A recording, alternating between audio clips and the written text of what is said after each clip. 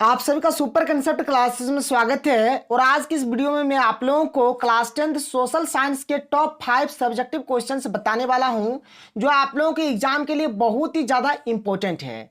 देखिए सर, यहां पर जो भी क्वेश्चंस होगा यहां पर मैं आपको बहुत ही सिंपल और इजी तरीके से बताऊंगा ताकि आप लोग एग्जाम में लिख पाए। देखिए सोशल साइंस में क्या होता है, बच्चे कंफ्यूज में आ जाते हैं, इतना लंबा लंबा क्वेश्चन होता है, आंसर उनको याद नहीं होता है।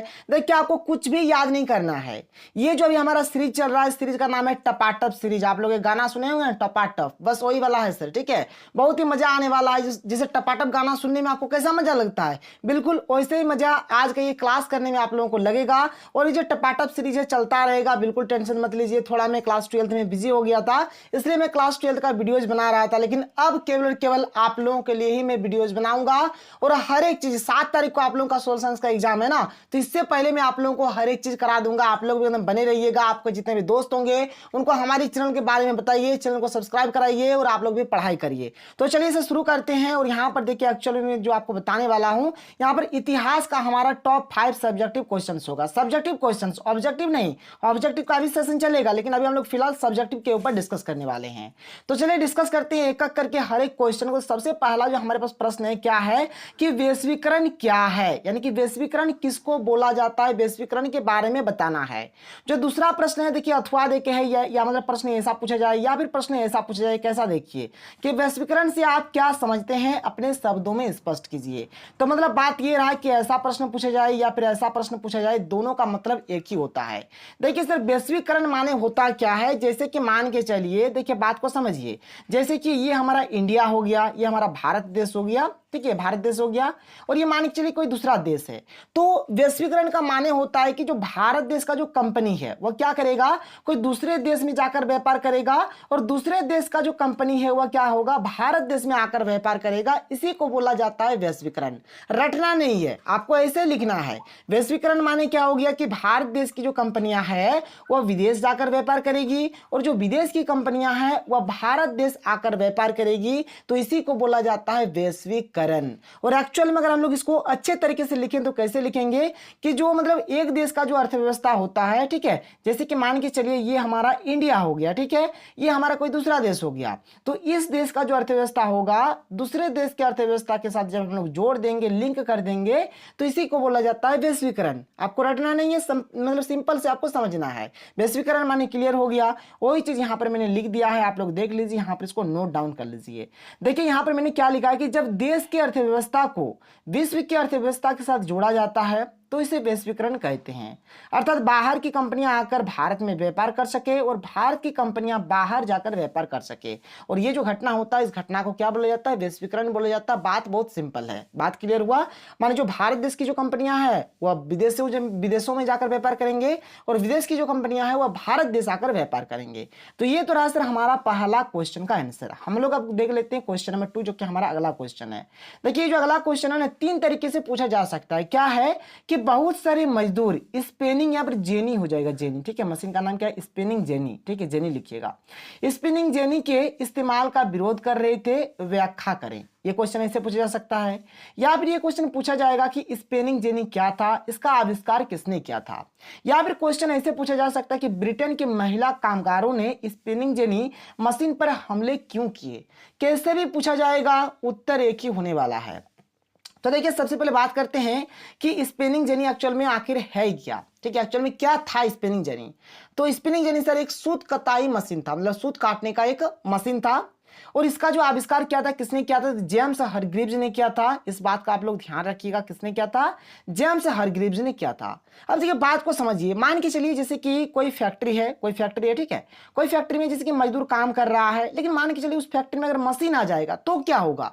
देखिए मशीन जो होता है ना सर, आप समझ सकते हैं कि मशीन क्या होता है, जो भी काम रहेगा काम को बहुत ही आसानी से कर देगा, बहुत जल्दबाजी में कर देगा।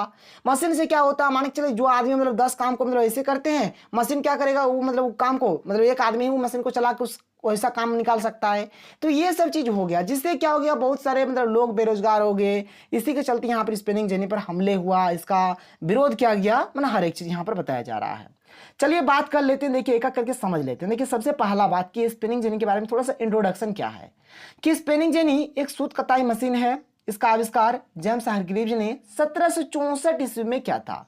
यहाँ से आपका एक ऑब्जेक्टिव टाइप का भी क्वेश्चन बन जाता है कि जो हमारे ये जो जेम्स हरग्रीव्स जो है, इन्होंने 1764 ईस्वी में क्या किया था, तो स्पिनिंग जेनी जो कि एक सूत कताई मशीन है, इसका आविष्कार किया था। या फिर क्वेश्चन ऐसे बोलिए ना सर कि स्पिनिंग जेनी का आविष्कार किसने और कब किया, तो जेम्स हरग्रीव्स ने 1764 ईस्वी में किया। अब बात करें कि यहाँ पर ये जो मशीन था इसका विरोध क्यों हो रहा था, लोग इसका विरोध क्यों कर रहे थे, बहुत ही इंपॉर्टेंट और अच्छी बात है। देखिए बात को समझिए, बहुत ही अच्छा यहाँ पर क्वेश्चन है सर, ये हो सके आपके एग्जाम में पूछा जा सकता है। क्या है, देखिए इसका उत्तर कि यह मशीन एक ही समय में अनेक मजदूरों का काम कर लेती थी। मशीन है ना बाबू, मशीन तो कुछ भी कर सकता है, टपाटप वाला काम होगा यहाँ पर। मशीन क्या करेगा, फटाफट फटाफट फटाफट, मतलब बहुत सारे मजदूरों का काम वो अकेले खुद कर लेगा। ये एक बात हो गया।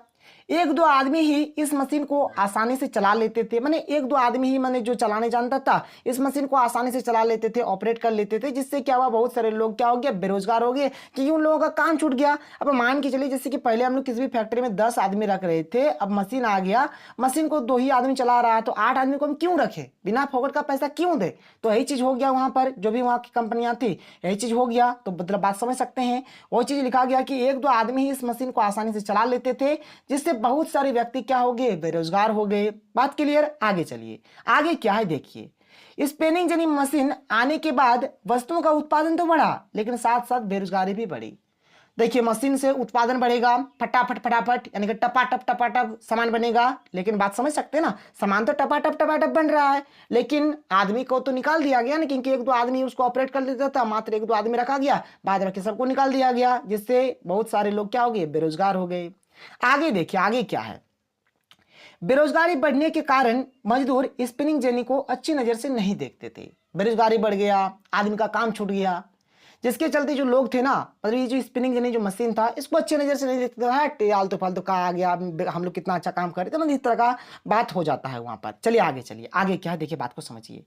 यहाँ पर सर आगे क्या है, जैसे आप लोग देख सकते हैं यहाँ पर साफ साफ लिखा गया है, क्या है कि स्पिनिंग जेनी मशीन आने के बाद सबसे ज्यादा असर ब्रिटेन की महिलाओं पर पड़ा। देखिए ब्रिटेन की जो महिला है ना, वह मतलब बहुत सारे उद्योगों में सूत कताई का काम करती थी, लेकिन जैसे ही वहां पर स्पिनिंग जेनी मशीन आ गया तो उन महिलाओं का काम क्या होता है, छूट जाता है, उन लोग बेरोजगार हो जाते हैं, इसलिए उन लोग भी विरोध करना शुरू कर दिया।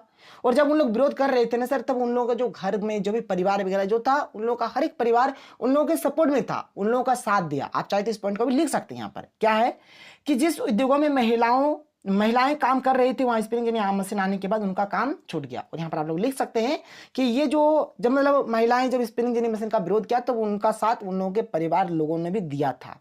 तो चलिए आपको समझ में आ रहा है, आगे चलते हैं और अगला क्वेश्चन देख लेते हैं, क्वेश्चन नंबर 3। बहुत ही पावरफुल क्वेश्चन है सर। क्या है कि G77, देखिए G77 माने होता है ग्रुप 77 यानी कि समूह 77। पहला बात तो इसका नाम 77 क्यों पड़ा, तो देखिए यहाँ पर ये जो एक समूह है, ये जो ग्रुप है ना, स्टार्टिंग टाइम में क्या हुआ था, जब ये बना था G77 जब बना था, उस टाइम इसमें 77 देश इसका सदस्य था, इसलिए इसका नाम G77 रखा गया था। फिर आगे यहाँ पर जो क्वेश्चन दिया गया है, क्या है कि G77 क्या है, G77 को ब्रिटेन वुड्स की जुड़वा संतानों की प्रतिक्रिया किस आधार पर कहा जा सकता है, व्याख्या करें। देखिए क्या होता है सर कि जब हमारा द्वितीय विश्व युद्ध कब से कब तक चला था, आप लोगों को पता होगा कि 1939 से लेकर 1945 तक हमारा द्वितीय विश्व युद्ध चला था। बात क्लियर, कोई प्रॉब्लम नहीं है। अब देखिए जब द्वितीय विश्व युद्ध इस टाइम जब चल रहा था, उससे पहले ही मतलब ये जो 1939 से लेकर 1945 का जो बात है, 1945 से पहले क्या हुआ था, मतलब ब्रिटेन वुड्स समझौता हो चुका था। और ब्रिटेन वुड्स समझौता में क्या हुआ था, दो चीज का निर्माण किया गया था। दो चीज क्या क्या, तो एक हमारा IMF, ठीक है, यानी कि इंटरनेशनल मॉनेटरी फंड, और एक हमारा IBRD, ठीक है। IBRD को हम लोग क्या बोलते हैं सर, तो वर्ल्ड बैंक यानी कि विश्व बैंक के नाम से भी जानते हैं। तो ये दो चीज का निर्माण किया गया था, इसलिए निर्माण किया गया था क्योंकि देखिए सर, जब भी मतलब युद्ध होता है, युद्ध होने के टाइम क्या होता है सर, बहुत सारे लोग मारे जाते हैं, बहुत क्षति होता है, तो हर एक चीज का भरपाई करने के लिए IMF और IBRD का निर्माण किया गया था। तो ये जो IMF और जो ये जो IBRD था, ये ब्रिटेन वुड्स समझौता में हुआ था। और जो आपका ब्रिटेन वुड्स जो समझौता था ना, ये केवल मतलब इससे क्या हुआ, विकसित देशों को ही अधिक लाभ हुआ। विकासशील देश या फिर जो गरीब देश है या फिर जो भी विकसित हो रहे हैं धीरे धीरे, उनको मतलब लाभ नहीं हुआ। तो उन लोगों ने सोचा कि चलो भाई हमारा तो लाभ हुआ नहीं, तो हम लोग क्या करते, तो हम लोग एक ग्रुप बनाते हैं, और इस ग्रुप का नाम उन लोगों ने दिया G77। ठीक है सर, तो इसीलिए G77 बनाया गया था। अब देखिए यहाँ पर साफ साफ लिखा गया है कि G77 विकासशील देशों का एक ऐसा समूह था जिन्हें 1944 में होने वाले ब्रेटन वुड्स के सम्मेलन में होने वाले नियमों से कोई लाभ नहीं हुआ था। मतलब देखिए यहाँ पर अगर आप मान के चलिए मेरा ये वर्ड आप लोग नहीं लिख पा रहे होंगे, सिंपल सा आपको लिखना है कि ब्रिटेन वुड्स समझौता में केवल और केवल विकसित देशों को लाभ हुआ था, विकासशील देशों को नहीं हुआ था। इसलिए विकासशील देशों ने मिलकर क्या किया, G77 समूह का निर्माण किया। बस कहानी सिंपल है, इतने आपको लिख देना है। ठीक है सर, कोई प्रॉब्लम नहीं होगा। चलिए आगे चलिए। अब देखिए यहाँ पर ये जो G77 बनाया गया था, जैसे कि मैंने लिख दिया है कि G77 समूह की मूल स्थापना 77 देशों ने मिलकर की थी। बाद में बहुत से देश इसके सदस्य बनते गए। इससे तो बाद में बहुत सारे देश सदस्य बने। भारत भी G77 का सदस्य है, याद रखिएगा। यहाँ पर वही चीज लिखा गया है जो मैंने आपको बताया सर।